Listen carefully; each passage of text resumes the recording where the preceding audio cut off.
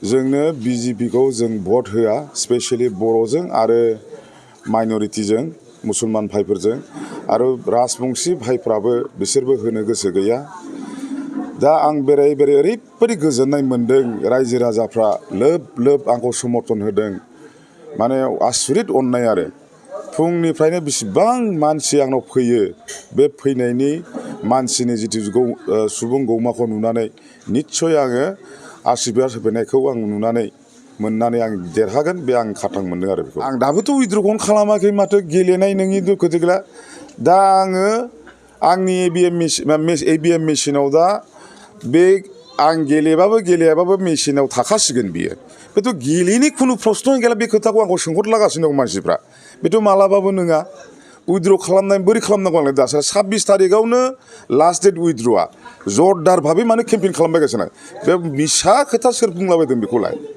बे बाजारफ्रावबो सोंलाबायदों आंनाव सोंहरलागासिनो दङ रायजो राजाफोर बेखौ मालाबाबो दाफोथाय आरो बले मा होनदों मोनसेया दस्रानो भट होनो थिनदों बे मारै जालायखो बेलाय बेथ' नोंथारा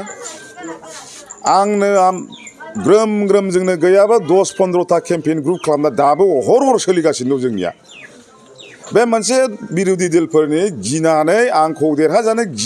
गिबाय दा बिसोर मोनसे पलिटिक्स खालामदों रिउमार खालामदों जाहाथे रायजो राजाफोरखौ माने थगायनानै जेने भट होहैनो थाखाय बेल'सो जागोन बियो बिनि बादैथ' जेबो नङा आङो हाजार मानसिनि दाख्लै 20 तारिख मार्चआव जेब्ला आंखौ बिडिएसए फिल्डआव गावसोरनो बोनानै लाबोनानै जिथु नांगोला बिपिएफआ केन्डिडेट होनो मोना होननानै रायजो राजा मानियालासिनो बेखौ जोंनि बिपिएफनिफ्राय उदां बिजाथि नों गेलेनांगौ होननानै फोसावदों बे 10,000 रायजो राजाखौ आं मा जबाब होगोनलै बेदि खालामनानै फोथायखौसो खालामनाय जाया होमबा खुनु दिन बे बुस्थुखौ खालामना रायजो राजा नोंथांमोना बेखौ बिसास दा खालाम मालाबाबो बिसास दा खालाम बियो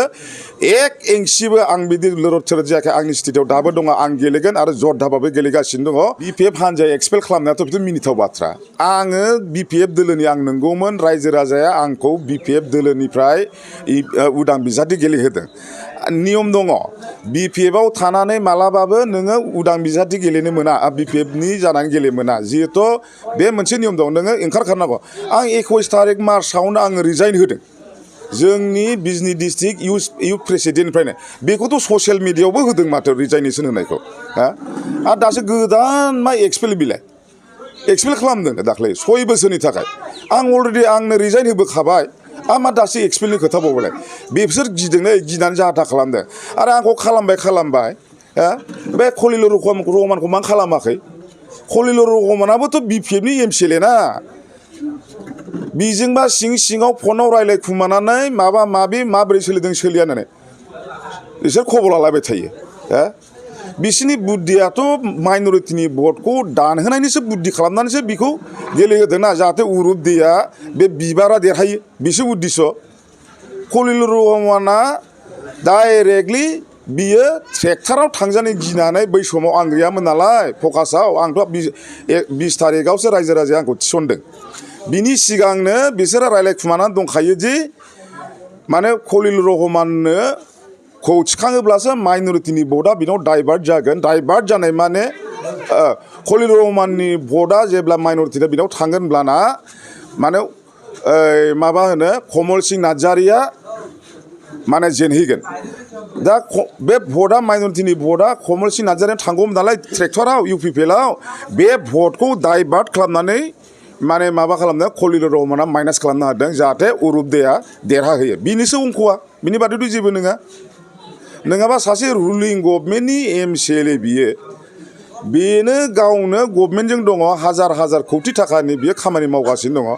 बबे मानसिया रुलिं गभर्नमेन्टखौ गारनानै बिरोधि दल जाहैनानै बे इन्डिपेन्डेन्ट गेलेलै बेथ' अंख'आनो जों नुहुरखाथारो बेथ' मिसा एकदम माबा मोनसे राजनितिक माइनरिटि भटखौ फेसेवनायनि सारा माथो दं बेहायलाय